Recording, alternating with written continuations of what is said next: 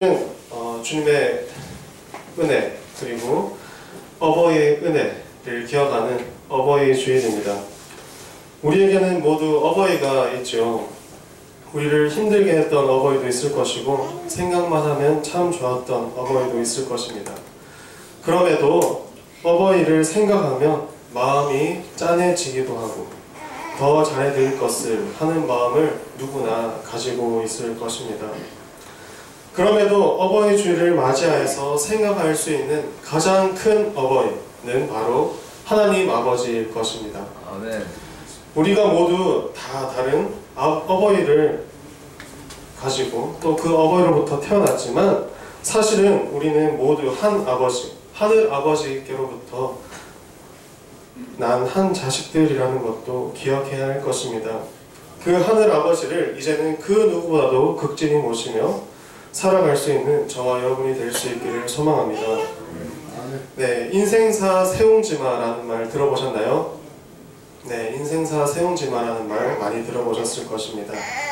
세옹지마는 변방 세자, 늙은이 옹자, 어조사 지자, 말 맞자라는 뜻을 합쳐서 변방 늙은이의 말이라는 뜻을 가지고 있습니다. 그렇다면 인생사가 변방 늙은이의 말과 같다라는 이 문장은 또 어떤 의미를 담고 있을까요? 한 옛날에 변방 늙은이에게 말이 한 필 있었다고 합니다. 어느 날 이 말이 집을 떠나고 없자 사람들이 늙은이에게 물었다고 합니다. 아이고 어쩜 좋습니까? 그 좋은 말이 떠나버렸으니. 늙은이는 이렇게 대답했습니다. 이 일이 좋은 일이 될지 누가 알겠소? 얼마 후 그 말이 다시 돌아왔는데 오랑캐의 말과 함께 두 마리의 말이 되어서 돌아왔다고 합니다. 이웃 사람들은 노인에게 축하의 인사를 건넸습니다. 그러자 노인은 다시 이렇게 말했습니다. 이 일이 화가 될지 누가 알겠소? 며칠 후 노인의 아들은 그 오랑캐의 말을 타다가 떨어져 버렸고 절름발이가 되어버렸습니다. 노인은 또 말했습니다. 이 일이 좋은 일이 될지 누가 알겠소? 1년이 지나고 그 나라에는 오랑캐가 쳐들어왔고 그 마을의 청년들은 모두 군대로 징집되고 말았습니다. 징집당한 젊은이들은 모두 전쟁터에 나가서 죽고 말았습니다. 그래서 돌아올 수 없었죠. 하지만 늙은이의 아들만은 절름발이었기 때문에 군대에 징집당하지도 않았고 오래도록 노인과 그렇게 살아갈 수 있었다라고 합니다. 이렇게 세옹지마의 이야기를 듣고 보니 인생사 세옹지마가 어떤 뜻인지 조금이나마 우리가 좀 유추할 수 있게 되었습니다. 바로 인생의 일들은 당장에 일어난 일들로 인하여서 그 앞을 함부로 추측할 수 없음을 이야기하는 것이죠. 한치 앞을 모르는 것이 인생이라는 말입니다. 사랑하는 여러분, 오늘 본문의 욥도 마찬가지였습니다. 욥은 1장 1절에서부터 이렇게 소개되고 있습니다. 온전하고 정직하여 하나님을 경외하며 악에서 떠난 자더라 라고 말이죠. 우리는 흔히들 쉬운 착각에 빠집니다. 온전하고 정직하게 하나님을 잘 믿고 살면 좋은 길만 열리겠지. 그러나 욥에게는 앞으로 수많은 날이 남았고 또 수많은 악재가 기다리고 있었습니다. 그것은 오늘 본문 9절에서 마귀가 사탄이 하나님을 상대로 욥이 어찌 까닭없이 하나님을 경외하리까 라고 반론하는 것으로부터 시작됩니다.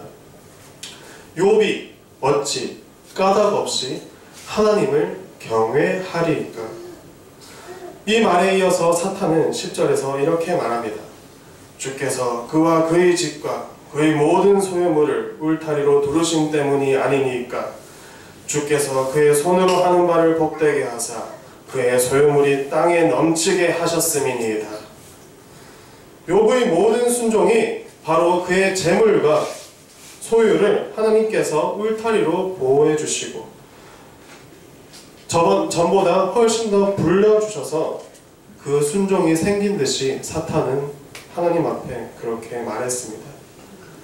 욥의 순종이 재물과 소유 때문에 난 것이라면 그것을 도로 다 빼앗아 버렸을 때 욥의 순종은 더 이상 없을 것이라고 예상하면서 말이죠. 그래서 사탄은 말합니다. 이제 주의 손을 펴서 그의 모든 소유물을 치소서. 그리하시면 틀림없이 주를 향하여 욕하지 않겠나이까. 욥이 주님을 향하여서 욕하기를 바라는 것이 바로 사탄의 계략이었습니다. 여호와께서 사탄에게 이르시되 내가 그의 소유물을 다 내 손에 맡기노라. 다만 그의 몸에는 네 손을 대지 말지니라. 사탄이 곧 여호와 앞에서 물러가니라.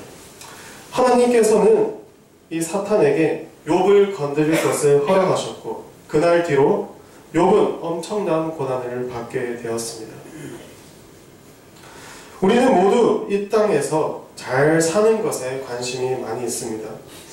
중요한 일입니다만 그것이 우리에게 허락되지 않을 수도 있다는 사실을 기억해야만 합니다. 왜냐하면 그것보다 더 중요한 것은 내 영혼이 하나님을 진정으로 섬기고 있느냐 하는 문제이기 때문입니다.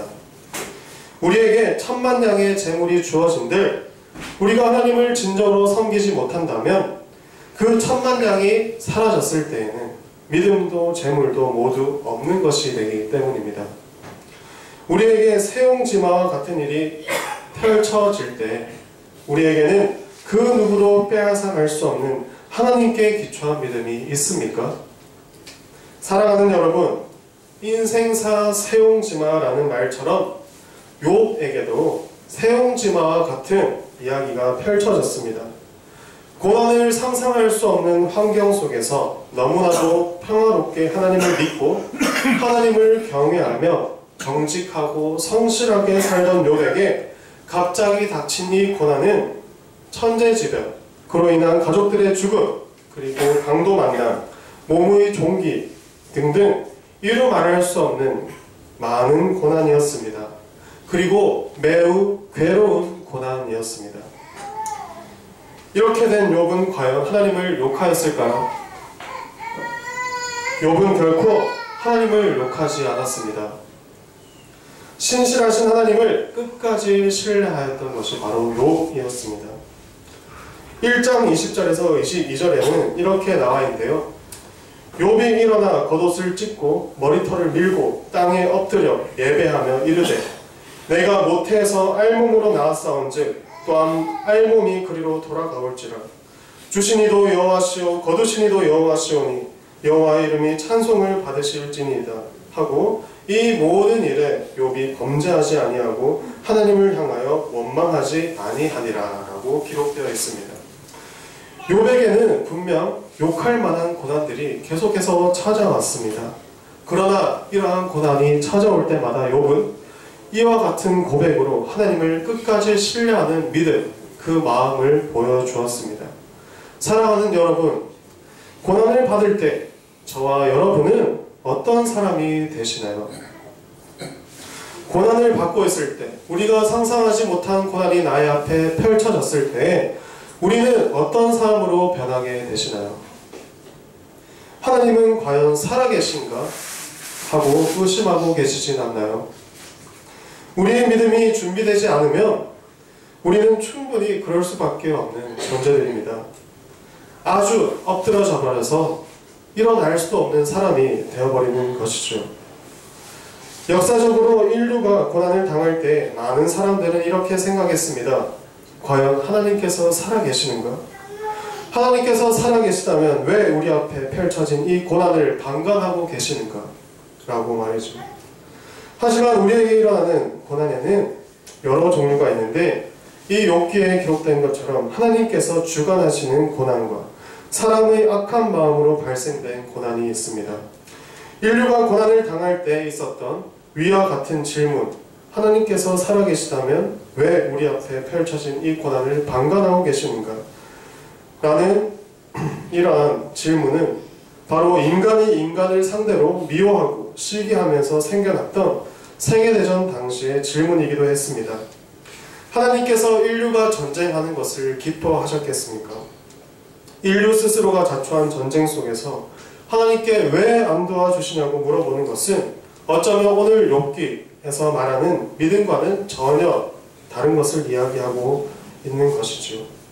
하나님께서 왜 안 도와주시냐고, 그래서 하나님의 존재를 의심하는 이러한 질문들은 욥처럼 주님을 끝까지 신뢰하는 것과는 매우 다른 반응이 되기 때문입니다. 그래서 어쩌면 세계대전과 같은 당시의 질문은 인간이 스스로 자초한 악 가운데서도 하나님을 신실하게 믿는 자들을 하나님께서는 애타게 찾고 계셨을 것입니다. 욥기에 하나님은 분명 고난을 주관하시는 분이십니다. 마귀에게도 욥에게 그러한 고난이 일어나도록 허락하셨기 때문입니다. 그렇게 하나님께서는 그만큼 욥을 믿고 사랑하고 있다는 사실도 기억해야만 합니다. 정직하고 악에서 떠난 욥만큼은 나를 끝까지 신뢰할 것이야 라는 믿음이 분명 있었기 때문입니다. 그에게 주었던 모든 재물과 소유를 아예 없던 것처럼 하여도 그는 분명 나를 신뢰할 것이야 라는 완전한 신뢰가 있었다라는 것입니다. 사랑하는 여러분, 어쩌면 우리에게 고난이 다가오는 것은 하나님께서 우리를 너무나도 신뢰하고 계시다는 증거가 되는 것입니다. 그렇게 우리를 신뢰하시는 하나님께 대들고 또 하나님은 더 이상 없다고 말하면서 대못을 박아드리고 싶습니까? 그러나 우리가 간과하지 말아야 할 또 한 가지 사실은 이 고난을 받고 있는 자에게 함부로 우리의 잣대로 정죄하고 비판해서는 안 된다는 것입니다. 욥이 죄를 지었습니까? 욥이 고난을 받은 이유는 하나님을 너무 잘 믿어서였습니다. 그런 자에게 우리가 함부로 욥이 죄를 많이 지어서 그래 라고 말할 수는 없다라는 것입니다. 고난이 찾아온 이유가 필시 우리가 죄를 지었기 때문만은 아니라는 뜻이죠. 사랑하는 여러분, 우리의 주변에도 고난을 받아서 고통 가운데 있는 분들이 많이 있습니다. 그의 인생이 우리가 죄를 지었는지는 알 수 없는 것입니다. 그의 인생에 대해서 우리는 왈가왈부할 수 없는 것이죠. 우리는 단지 그를 위해서 기도할 수 있고 또는 공감하거나 위로해 줄 수 있습니다. 우는 자들과 함께 울어줄 수 있는 것입니다. 사랑하는 여러분, 끝까지 주님을 신뢰하는 저와 여러분이 됩시다. 우리에게 찾아오는 이루 말할 수 없는 또 해석할 수 없는 고난들에 대해서 스스로 겸비하고 회개하며 오직 하나님께 소망을 두며 살아갈 수 있도록 그렇게 노력합시다. 죽어도 하나님 앞에서 엎드러지겠다는 심정으로 오직 주님만을 신뢰할 수 있는 저와 여러분들이 되기를 소망합니다.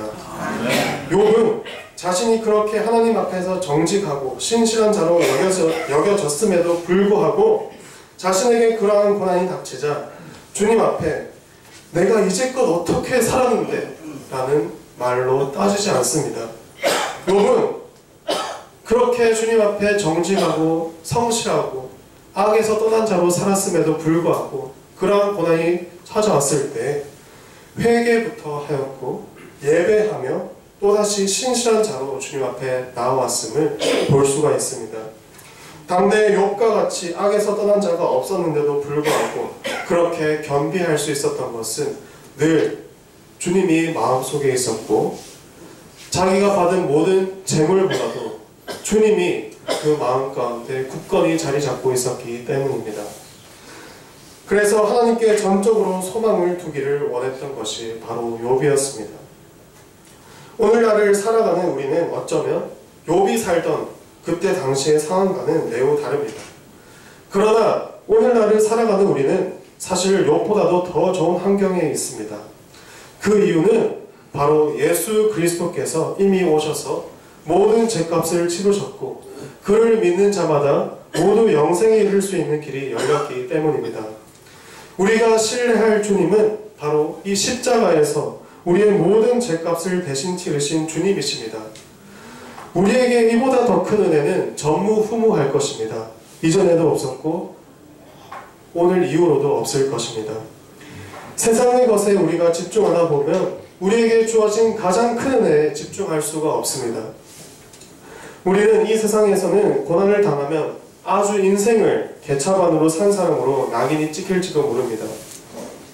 그러나 그렇지 않다는 것을 우리의 중심을 보시는 주님께서는 알고 계십니다. 우리에게 주어진 가장 큰 은혜를 생각한다면 우리는 이 세상에서의 고난도 유익으로 생각할 수 있는 것이죠. 고난은 우리를 더욱 성숙하게 하며 하나님을 더욱 소망하게 만들기 때문입니다. 고난 가운데서도 욕하고 우리가 반응하고 싶은 대로 살면 더 이상의 성장은 없을 것입니다. 그것은 욥이 자신의 모든 소유를 잃었음에도 하나님을 욕하지 않고 더욱 겸비하였던 자세와는 매우 다른 자세입니다. 그렇게 우리의 순종이 결코 이 세상에서 얻은 것으로 인한 까닭이 되지 않기를 소망합니다.